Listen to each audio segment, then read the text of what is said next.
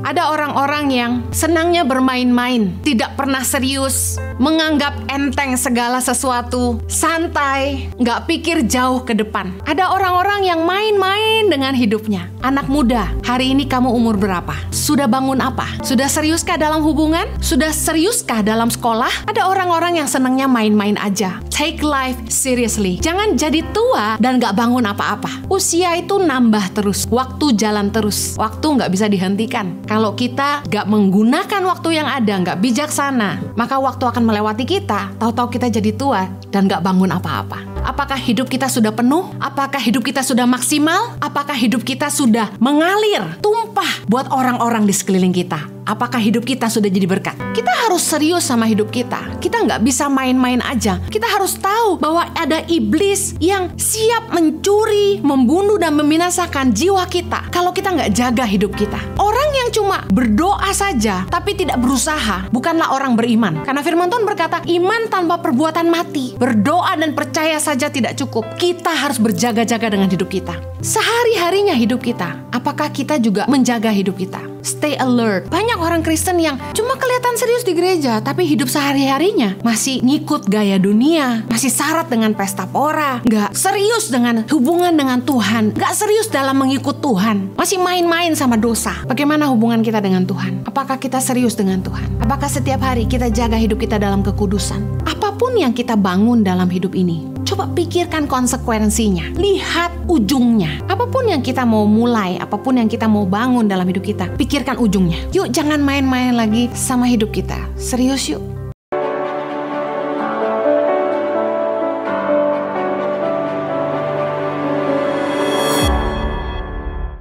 Salam sejahtera bagi kita semua.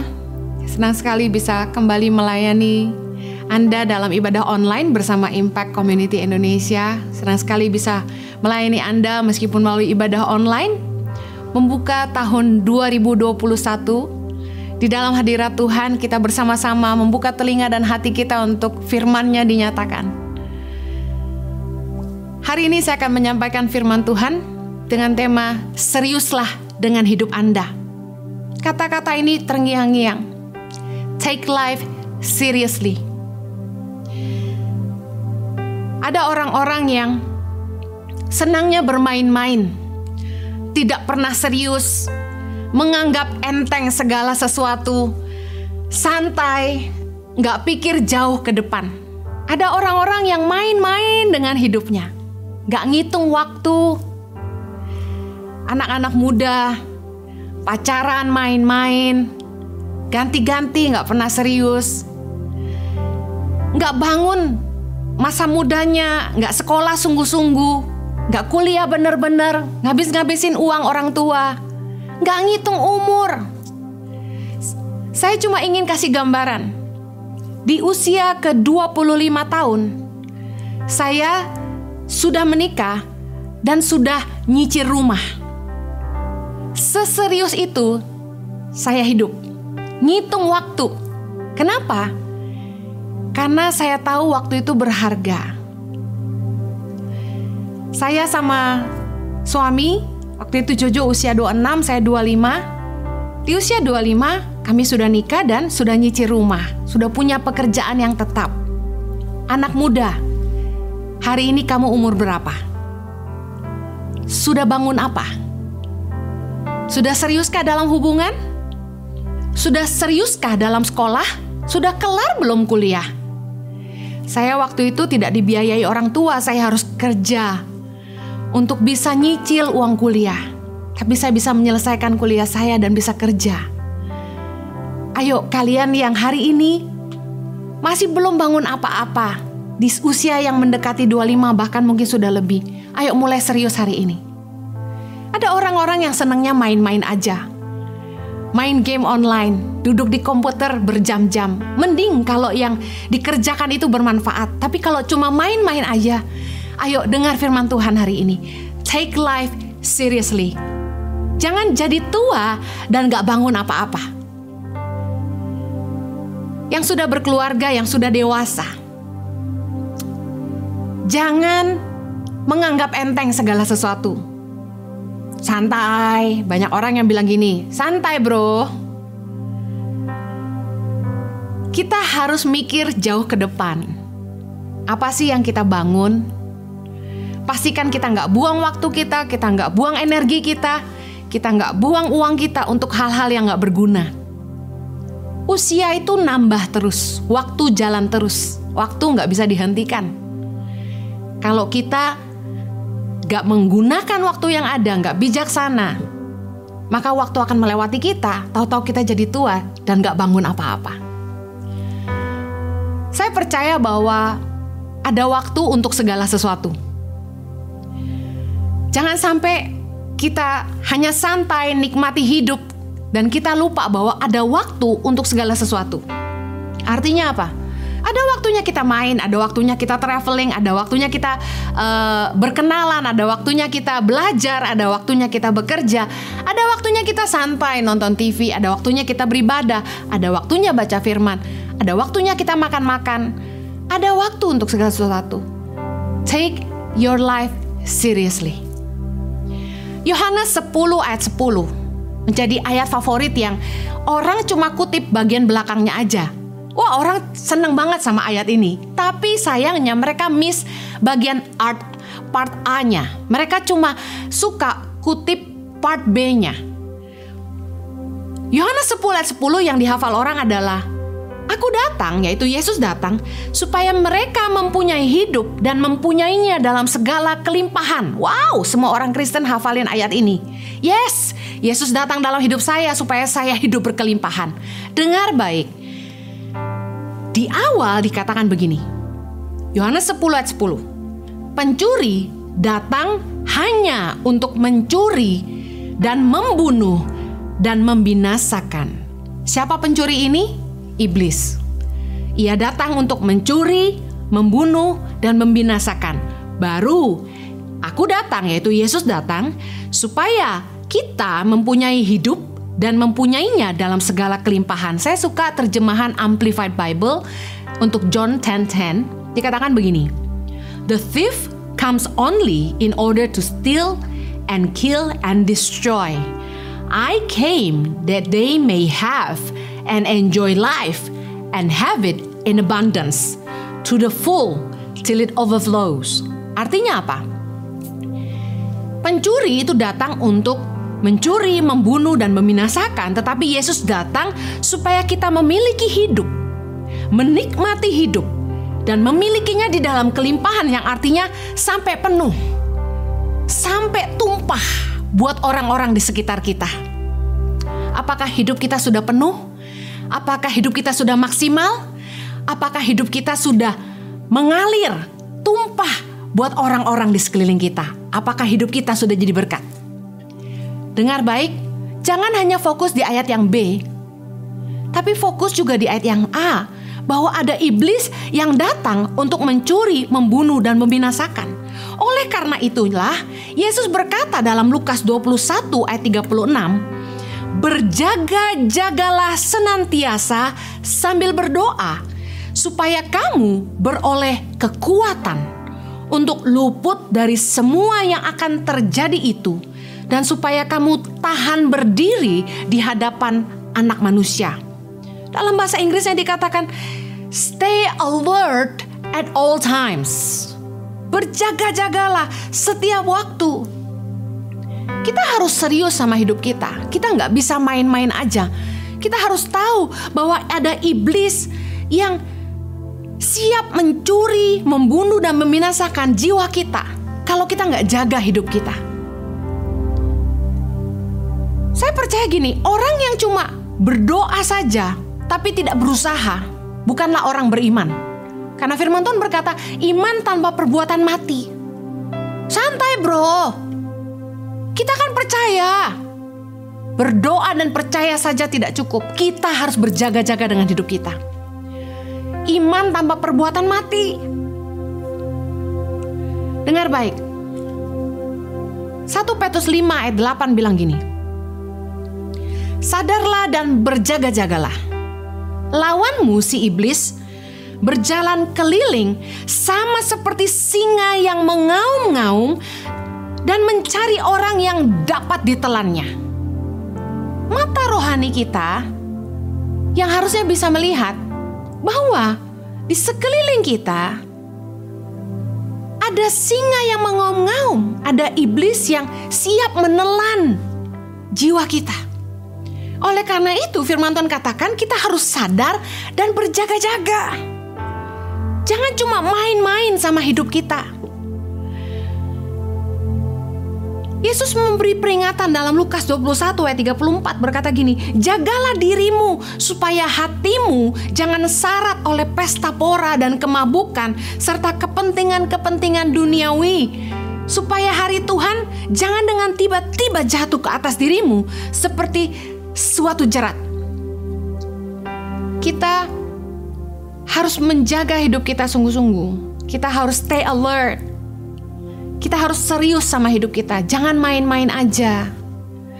Kita harus serius sama Tuhan. Tahukah Anda bahwa banyak orang yang jadi Kristen udah puluhan tahun, ke gereja rajin, mungkin hafal Alkitab juga, berpuasa, rajin pelayanan, tapi dengar firman Tuhan. Kita seringkali cuma seriusnya pada saat kita pelayanan di gereja. Kita seriusnya cuma sebentar aja, hari Minggu 2 jam. Itu pun kalau kita serius. Karena banyak orang yang ibadah cuma 1 jam ibadah online, tapi gak serius. Sehari-harinya hidup kita, apakah kita juga menjaga hidup kita? Stay alert. Kita harus serius sama hidup kita. Jangan main-main, apalagi main-main dengan dosa. Yesus memberi nasihat firman Tuhan. Jaga diri kita, jangan syarat sama pesta pora, kemabukan, serta kepentingan-kepentingan duniawi. Banyak orang Kristen yang cuma kelihatan serius di gereja, tapi hidup sehari-harinya masih ngikut gaya dunia, masih syarat dengan pesta pora, nggak serius dengan hubungan dengan Tuhan, nggak serius dalam mengikut Tuhan, masih main-main sama dosa. Masih sibuk dengan hidup duniawi, hutang sana sini. Cuma fokusnya happy-happy, main-main. Sepedaan. Lagi musim sepeda, beli sepeda. Main-main dengan apa yang kita bisa nikmati di dunia ini. It's fine, kita harus enjoy hidup kita, yes. Tapi dengar firman Tuhan, kita juga harus berjaga-jaga. Bagaimana hubungan kita dengan Tuhan? Apakah kita serius dengan Tuhan? Apakah setiap hari kita jaga hidup kita dalam kekudusan? Apakah setiap hari di tempat kerja kita jujur dalam berdagang? Kita membawa Tuhan serta dalam pertimbangan hati kita ketika kita mau buat keputusan dalam menjalankan pekerjaan usaha kita. Apakah kita sungguh-sungguh dengan Tuhan? Saya mau bilang begini, jangan sampai dalam hidup kita diperhamba oleh apapun. Jangan sampai kita addicted, punya adiksi terhadap apapun selain kepada Tuhan. Jangan sampai kita masih hidup di dalam dosa. Jangan main-main lagi dengan dosa. Jangan main-main lagi dengan hidup kita. Ayo tinggalkan segala perbuatan daging. Dalam Galatia 5 ayat 19 dikatakan, perbuatan daging telah nyata, yaitu percabulan, kecemaran, hawa nafsu, penyembahan berhala, sihir, perseteruan, perselisihan, iri hati, amarah, kepentingan diri sendiri, percideraan, roh pemecah, kedengkian, kemabukan, pesta pora, dan sebagainya. Terhadap semuanya itu kuperingatkan kamu, seperti yang telah kubuat dahulu, bahwa barang siapa melakukan hal-hal yang demikian, ia tidak akan mendapat bagian dalam kerajaan Allah. Dengar firman Tuhan. Yuk jangan main-main lagi sama hidup kita. Serius yuk. Satu hal yang kalau kita boleh belajar sama-sama di masa pandemi ini, bahwa nyawa kita fragile banget. Orang-orang yang baru aja ngobrol sama kita, baru aja WA, telepon sama kita, 1-2 minggu kemudian ternyata mereka sudah tidak ada lagi. Saya yakin banyak yang mengalami kedukaan di masa pandemi. Banyak yang jiwanya tersentak. Ternyata hidup kita begitu fragile-nya. At any time, we can lose our life. Kita bisa kehilangan hidup kita. Satu hal penting yang harus jadi pelajaran bagi kita. Kita harus jaga hidup kita. Jangan lagi main-main dengan dosa. Don't be addicted to sin. Yesus sudah membebaskan kita, jangan sampai lagi kita jadi hamba dosa. Apapun yang kita bangun dalam hidup ini, coba pikirkan konsekuensinya. Lihat ujungnya. Apapun yang kita mau mulai, apapun yang kita mau bangun dalam hidup kita, pikirkan ujungnya. Yang menyedihkan biasanya orang tuh tahu konsekuensi yang akan mereka tanggung, tapi mereka tetap lakukan juga. Mereka tahu kalau korupsi 1 hari bisa ditangkap, bisa dipenjara. Orang tahu kalau mencuri bisa dihukum, tapi orang tetap mencuri. Orang tahu kalau kerja nggak bener nanti bisa dipecat, tapi orang tetap kerja nggak bener. Menyedihkan. Amsal 14 ayat 22 mengatakan gini, ada jalan yang disangka orang lurus, tapi ujungnya menuju maut. Coba introspeksi diri dalam semua yang kita sedang kerjakan, apa yang sedang kita bangun hari ini, hubungan yang kita sedang bangun hari ini. Mari lihat ujungnya kemana. Karena firman Tuhan berkata ada jalan yang disangka orang lurus tapi ujungnya menuju maut. Kalau Anda tahu Anda sedang main-main di jalan yang ujungnya menuju maut, hentikan hari ini juga. Jangan memulai tahun 2021 dengan keputusan yang salah. Hentikan apa yang salah yang kita sudah bangun di tahun 2020. Ayo introspeksi. Biasanya mengawali tahun baru orang suka bikin resolusi di tahun yang baru. Tapi berapa banyak kita yang akhirnya gak mengerjakan apa yang kita katakan kita akan lakukan. 2021. Dengar firman Tuhan. Jaga hidup sungguh-sungguh, jangan lagi main-main dengan dosa. Orang yang mengaku percaya Tuhan tapi tetap melakukan ketidakbenaran, mereka sebenarnya sedang main-main dengan Tuhan. Dengar baik. Ketika Yesus dibawa oleh iblis ke bubungan bait Allah di dalam perikop pencobaan di padang gurun, tentu Anda tahu, ingat cerita Yesus berpuasa 40 hari, kemudian iblis datang dan mencobai Yesus. Ketika Yesus dibawa ke bubungan bait Allah dalam Lukas 4 ayat yang ke-9 dikatakan gini, kemudian ia membawa Yesus ke Yerusalem dan menempatkan dia di bubungan bait Allah, lalu berkata kepadanya, jika engkau anak Allah, jatuhkanlah dirimu dari sini ke bawah. Ayat 10, sebab ada tertulis mengenai engkau, ia akan memerintahkan malaikat-malaikatnya untuk melindungi engkau, dan mereka akan menatang engkau di atas tangannya, supaya kakimu jangan terantuk kepada batu. Ayat 12, Yesus menjawabnya, katanya, ada firman, jangan engkau mencobai Tuhan Allahmu. Dengar baik, orang yang main-main dengan hidupnya, gak serius sama hidupnya, main-main dengan dosa, main-main dengan ketidakbenaran. Dengar baik, Yesus berkata, jangan engkau mencobai Tuhan Allahmu. Satu hari nanti ketika kita harus berhadapan dengan konsekuensi dari dosa, ketika kita harus berhadapan dengan resiko dari perbuatan kita, konsekuensi dari semua keputusan kita yang salah, dengar, Tuhan gak akan nolong kita. Karena kita mencobai Tuhan. Take life seriously. Jangan suka nganggap enteng segala sesuatu. Saya paling gak suka sama anak muda yang selalu nganggap enteng. Dia kasih tahu, hey, lagi pandemi, pakai masker kalau keluar, rajin-rajin cuci tangan. Easy, menggampangkan. Dengar baik, saya percaya Yesus memberikan teladan kepada kita. Dia punya kemampuan untuk menyelamatkan dirinya. Saya percaya seandainya Yesus benar-benar menjatuhkan dirinya dari bubungan bait Allah, saya percaya Yesus sanggup menyelamatkan dirinya. Apakah Anda percaya Yesus sanggup menyelamatkan dirinya kalau dia jatuh dari bubungan bait Allah? Apa Yesus bisa terbang? Saya mau kasih tahu, Yesus punya kuasa berjalan di atas air. Dalam Matius 14 ayat 25. Kira-kira jam 3 malam datanglah Yesus kepada mereka berjalan di atas air. Yesus berjalan di atas air. He was so powerful, a miraculous man.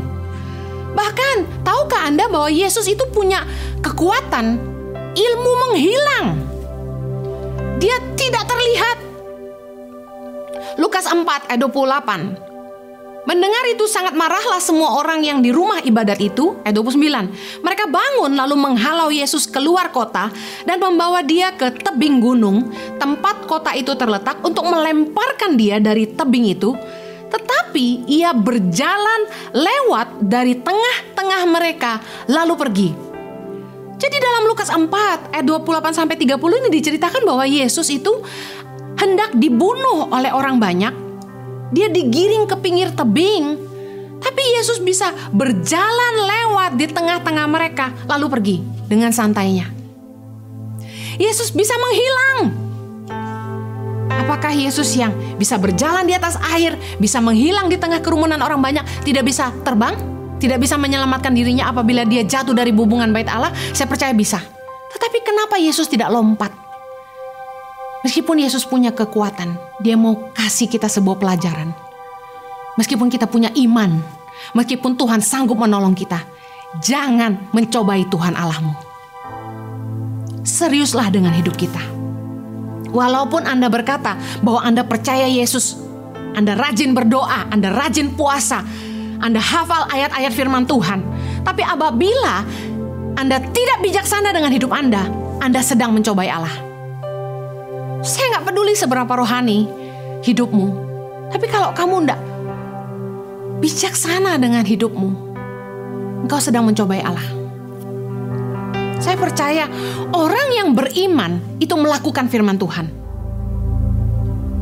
Gak mungkin orang mengaku percaya Tuhan tapi tidak melakukan kebenaran. Orang yang mengasihi Tuhan pasti melakukan kebenaran firman. Dengar baik. Saya jujur agak jengkel dengan gereja-gereja yang masih memaksakan ibadah onsite di tengah-tengah masa pandemi. Beberapa gereja menghubungi saya dan suami saya untuk kami melayani onsite di gereja di tengah-tengah masa pandemi. Saya jelas menolak karena menurut saya nggak bijak sekali kita nantang Tuhan. Bahkan ada orang-orang yang komentar begini, di mana imanmu? Kok hanya gara-gara corona langsung nggak ibadah? Di mana imanmu? Kok langsung gereja tutup dan sebagainya? Saya mau bilang gini, jangan mencobai Tuhan. Kalau kita ngerti firman Tuhan, Tuhan berkata, mana yang lebih penting? Menyelamatkan nyawa orang atau membinasakannya? Kalau kita ngerti, kita gak boleh kumpul banyak-banyak untuk ibadah, tapi kita maksa, kita harus mikir bagaimana dengan keselamatan orang-orang yang akan hadir apabila kita memaksakan ibadah dijalankan. Pemerintah sudah menetapkan, tapi kita lawan dengan alasan iman. Saya percaya kita harus berhikmat. Saya bilang sama staf saya, sorry, tolak aja undangan-undangan di masa corona. Saya nggak mau menghantar nyawa, mengorbankan orang-orang di sekeliling saya. Apabila saya sampai menerima undangan itu, lalu saya terpapar, lalu saya pulang dan menularkan yang lainnya. Kita nggak bisa marah sama Tuhan dan berkata, Tuhan di mana kok hambanya tidak dilindungi? Kita yang harus berhikmat. Kita yang harus bijaksana. Jangan mengorbankan nyawa orang banyak demi kepentingan kita. Yesus bilang, mana yang lebih penting, menyelamatkan nyawa orang atau membinasakannya? Saya percaya ibadah online ini tidak menjadi satu hal yang buruk untuk dijalankan kalau memang itu baik untuk menjaga keselamatan semua orang. Saya ingin membagikan secara cepat 3 pesan. Apapun yang kita akan bangun di tahun 2021, 3 pesan firman Tuhan. Yang pertama, lakukan dalam kebenaran firman. Yesaya 32 ayat 17. Di mana ada kebenaran, di situ akan tumbuh damai sejahtera. Dan akibat kebenaran ialah ketenangan dan ketentraman untuk selama-lamanya. Kalau kita mau hidup dalam damai sejahtera, kalau kita mau hidup kita aman, tidak penuh dengan ketakutan, tidak penuh dengan kekhawatiran, tidak penuh dengan rasa takut, tapi kita aman, damai, tenang. Pastikan apapun yang kita lakukan dalam kebenaran. Karena upah dari kebenaran adalah damai sejahtera. Dan di mana ada kebenaran, akan ada ketenangan dan ketentraman untuk selama-lamanya. Apapun yang kita mau bangun ke depan di tahun 2021, lakukan dalam kebenaran. Lukas 16 ayat 10, firman Tuhan berkata, barang siapa setia dalam perkara-perkara kecil, ia juga setia dalam perkara-perkara besar. Apapun yang ada di tanganmu hari ini, lakukan dengan benar meskipun kecil. Take it seriously. Hanya orang-orang yang setia dalam perkara kecil yang akan dipercayakan perkara besar. Apapun yang kita mau bangun di tahun 2021, pastikan kita melakukannya berdasarkan kebenaran firman Tuhan. Karena orang yang mengasihi Tuhan, dia akan menuruti segala firman Tuhan. Yang kedua, apapun yang kita mau bangun di tahun 2021, taati pemerintah. Jangan sampai melanggar hukum.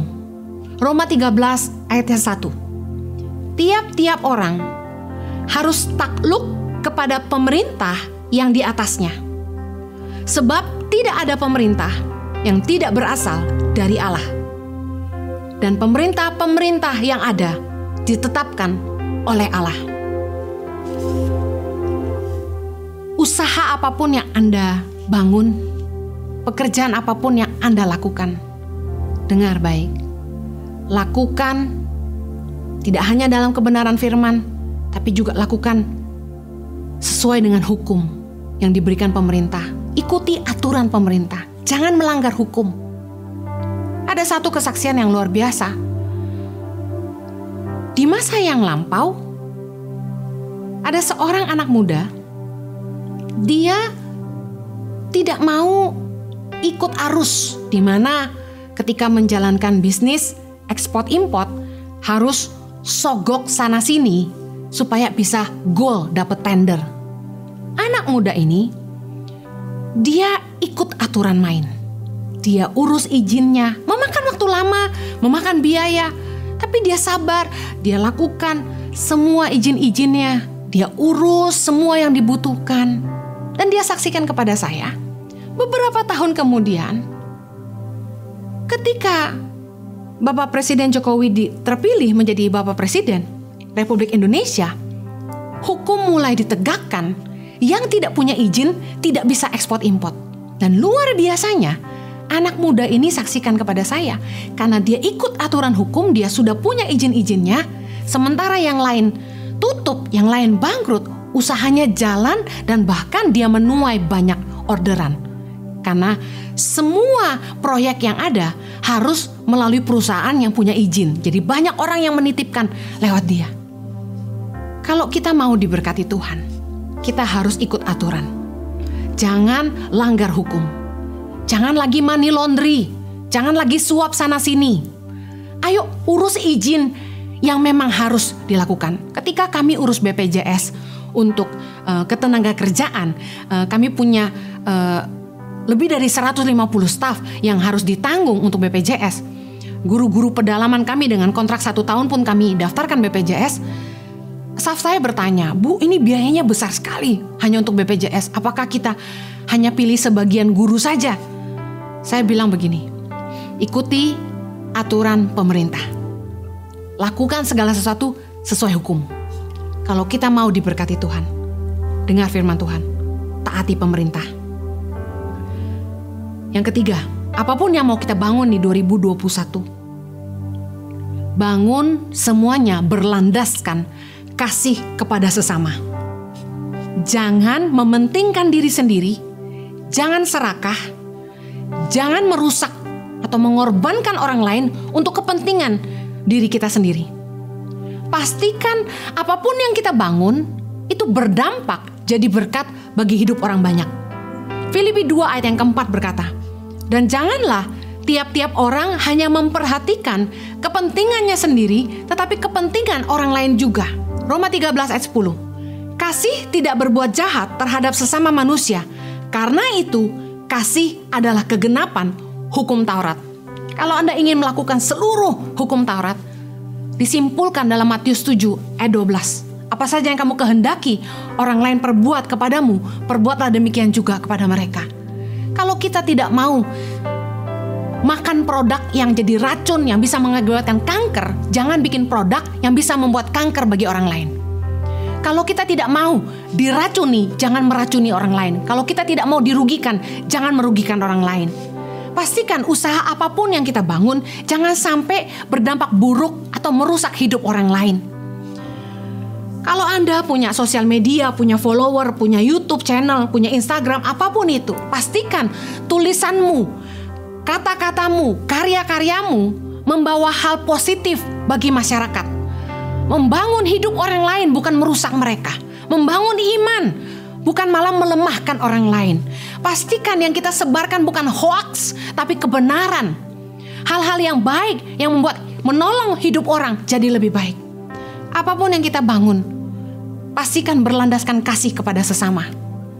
Saya percaya, kalau Anda melakukannya dalam kebenaran firman Tuhan, mentaati hukum pemerintah, mengikuti aturan yang ada, melakukannya berlandaskan kasih kepada sesama, saya percaya apapun yang Anda bangun di tahun 2021 akan disertai Tuhan dengan berbagai mujizat dan kasih karunia.